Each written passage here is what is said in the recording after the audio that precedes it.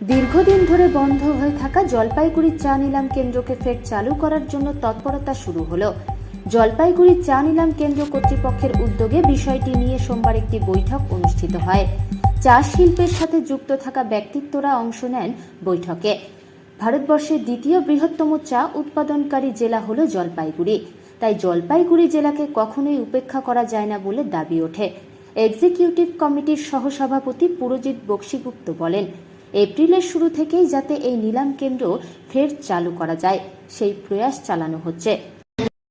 কন্ট্রোলারকে জাতীয় কংগ্রেসের পক্ষ থেকে মেমোরেন্ডাম দিলাম, তার মধ্যে সমস্তটাই তুলে ধরা আছে। 2015 সাল থেকে টি অপশন সেন্টার বন্ধ হয়ে আসছে এবং এর মধ্যে একটা অসাধু চক্র কাজ করছে।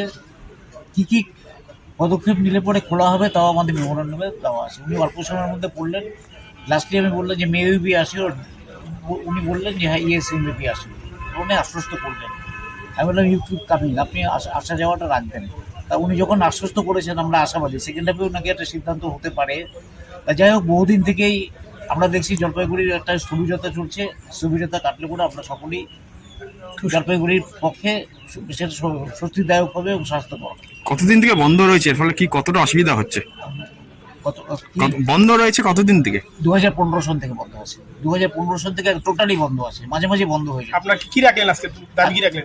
আজকে আমরা বলেছি যত টি অকশন সেন্টার আছে সমস্ত টি অকশন সেন্টারে ভ্যাট ওয়েভার দেওয়া হয়, ভ্যাটে ছাড় দেওয়া হয়। এই টি অকশন সেন্টারে কোনোদিনও ভ্যাট ছাড় দেওয়া হয়।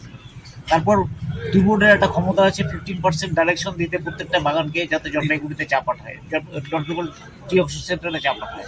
শিলিগুড়ি টি অকশন সেন্টারে ডাস্ট চা, মানে গুঁড়ো চা, ওয়েস্ট চা পড়ে আছে, সেগুলোও জলপাইগুড়িতে পাঠালে পরে সচল হতে পারে, সেগুলোও পাঠাচ্ছে না। তা টি বোর্ড যদি একটুখানি সচল হয়, সক্রিয় হয়, এরা আজকে যে মিটিং করলো তাতে যদি সদর্থক পদক্ষেপ নেয় তাহলে নিশ্চিত টি অকশন সেন্টার, জলপাইগুড়ি টি অকশন সেন্টার, নর্থ বেঙ্গল টি অকশন সেন্টার চালু হতে পারে। কারা কারা এসেছিল এখানে মিটিংয়ে? ম্যাডাম কি বললো? ম্যাডাম বললেন যে আপনারা আশ্বস্ত হতে পারেন।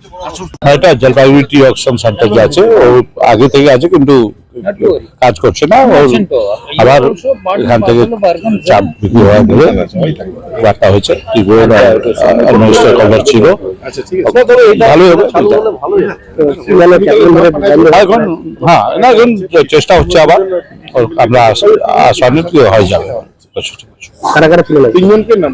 कीबोर्ड থেকে ধুলে না, স্টেক হোল্ডার যে আছে, ব্রোকার, বায়ার, সেলার সব আছে। আমি জীবন চন্দ্র পান্ডে, চেয়ারম্যান ডিবিআইটি।